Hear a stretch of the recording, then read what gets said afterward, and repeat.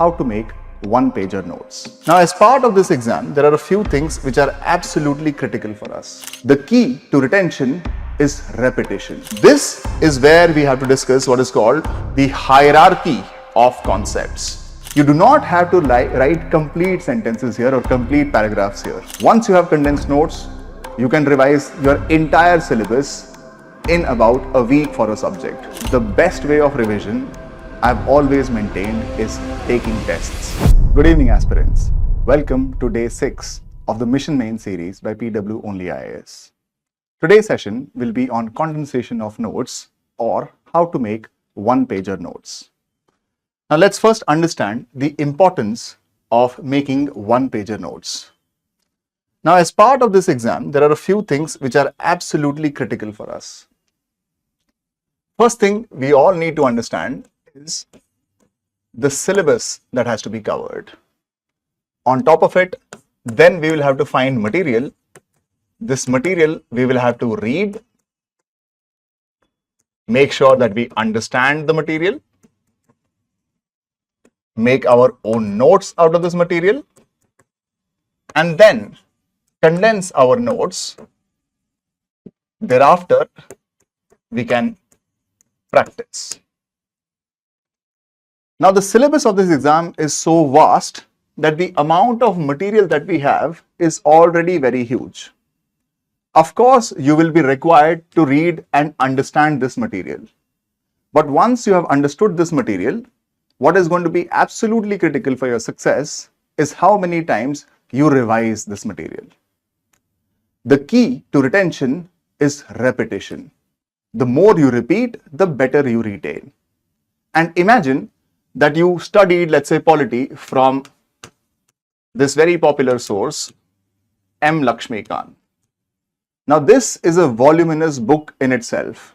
Once you have read it, once you have understood it, for you to revise it, you cannot go back to this book again. It is going to take you a lot of time. And because it takes you a lot of time, there is a good chance that you may not be able to revise it even once.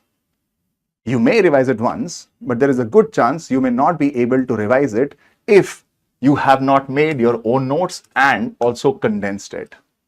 Therefore, for the purposes of revision, multiple revisions and revision within time, you will have to make your own notes and then focus on condensation of these notes so that you read them multiple times and basis that you practice your tests. This is the importance of making one-pager notes. Now let's get into the nitty-gritties of it. First thing which is required is to understand your syllabus absolutely thoroughly. You will not want to make notes before you have understood your syllabus itself. Read your syllabus, especially the main syllabus, and try to find all the material which is relevant to that syllabus. Read that material, make sure you have understood that material, and once you have understood that material, then proceed to be making your own notes. And when you make your own notes, try to do the following. Try to first classify all the material that you have. For an example, let's say we are talking about monetary policy. Now, this is a part of General Studies 3, Indian economy. It is a critical topic to be covered. Now, when you read the material on monetary policy, there will be many things that you will be covering. For example, you will be covering the meaning of monetary policy. You will be covering the procedure or the process. You will be covering which authority is responsible for the monetary policy itself and how does this authority make sure that the monetary policy is in action. Then you will have to try to talk about the types of monetary policy and the impact of the same. There will be lots and lots of material that you will be required to study and understand. Once you have understood this, thereafter you'll have to break it down into the following. First, what are the objectives of monetary policy? Then, what are the various instruments of monetary policy? Classification of these instruments, types of monetary policy, and then anything that you have picked up from the news recently. This is where we have to discuss what is called the hierarchy of concepts. The hierarchy of concepts provides a basic structure to your notes. You will have to read concepts in the correct sequence itself. And you will not have to think of the hierarchy of concepts on your own. Whichever material you pick, in this material itself, you will have the main title, and thereafter you have many subtitles. This organization of this material into the main title and multiple subtitles provides to you what the structure of that material is, and you will have to make your own notes exactly as per this structure. Now, once you have created this structure in your head, thereafter, you will be required to make your notes, and you, while making your notes, should focus only on keywords. This is how you condense it. For instance, let me give you an example. Let's say we understood monetary policy. We understood that it's a policy prerogative of the central bank. And what it essentially does is two things. It controls the volume of money supply as well as the direction of credit flow. Now, to maintain the volume of money supply or the direction of credit flow, there is an entire mechanism that works behind the monetary policy, which is where you'll have to discuss the various tools of monetary policy. Monetary policy will, broadly speaking, have two kinds of tools. One, you may want to call them quantitative tools. The other kinds, you may want to call them qualitative tools. As part of quantitative tools, what it controls is the volume of the money supply. And qualitative tools, they decide the direction of flow of credit. Now, as part of your quantitative monetary policy, you will have two kinds of instruments. You will have direct instruments and you will have indirect instruments. As part of direct instruments, you will have the CRR, you will have the SLR. As part of indirect instruments, you have the repo rate, the reverse repo rate, the marginal standing facility rate, the bank rate, and the standing deposit facility rate. And as part of the qualitative tools, which control the direction of credit flow, you will have many things. You may have something called margin requirements. You may have preferential credit. You may have something which is called directed lending. You may have something called moral suasion and such other things. This is the structure of your notes. If you read the structure itself, it first tells you that monetary policy is a policy prerogative of the central bank. That means it's in the control of the central bank. For us, the central bank is RBI. So you can put RBI here. What is the objective of monetary policy? The objectives of monetary policy are broadly twofold: controlling the volume of money supply, controlling the direction of credit flow. How does monetary policy operate?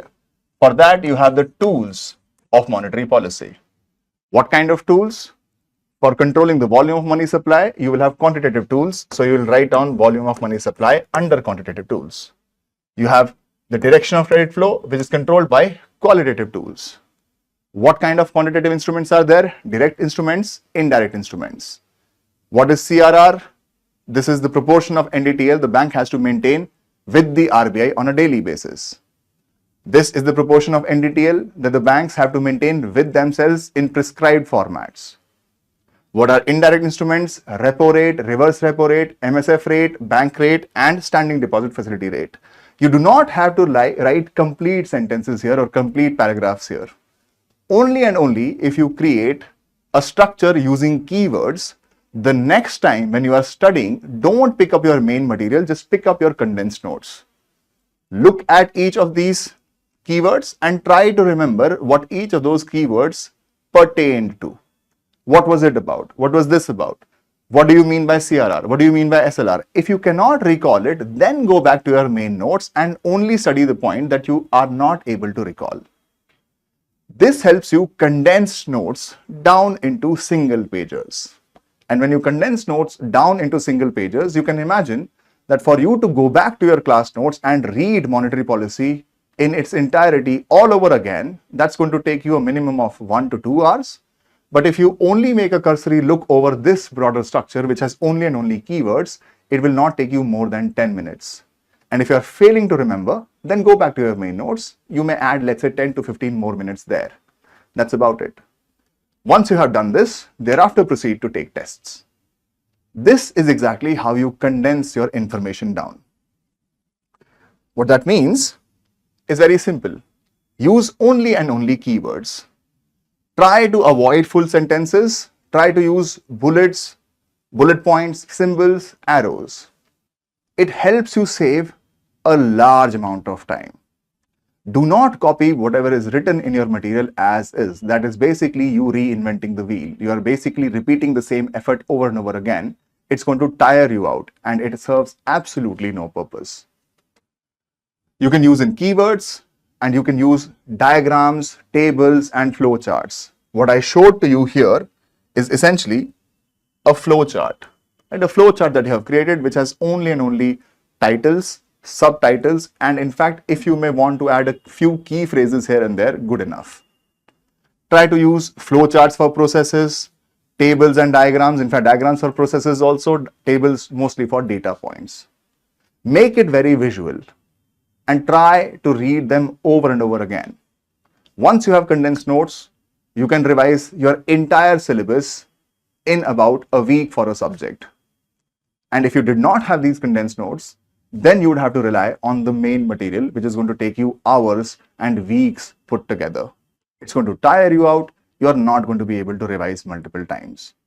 So save a lot of your time, use the structures, use the hierarchy of flow, and make your own condensed notes. When you are making your condensed notes, try to make sure that you are only writing on one side of the paper. Keep the back side of the paper blank. Why? Because this is a very dynamic exam. Most questions will be coming from events in the news or issues in the news. So you'll have to continually update your notes with current affairs and current events. Chances are that you may have to write multiple attempts, and over the course of time, there will be many new happenings that may have emerged. So you'll have to add that material also. So while making your one-pager notes, only use one sheet. Keep the back sheet a little blank, right? Revise these notes multiple times. The best way of revision I've always maintained is taking tests, taking objective tests, taking subjective tests. Once you have done that, chances are that you are going to be succeeding much better than other people do. Thank you and have a good day.